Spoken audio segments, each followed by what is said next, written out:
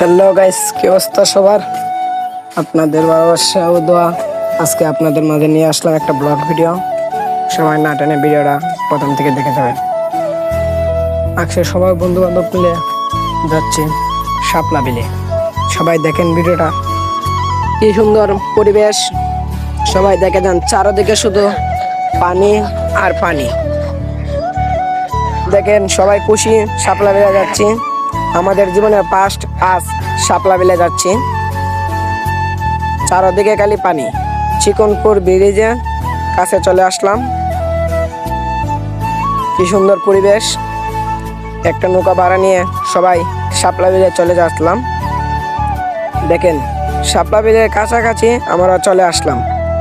এই সেই চিকনপুর ভিলেজ, এলাকায় মিনি কক্সবাজার।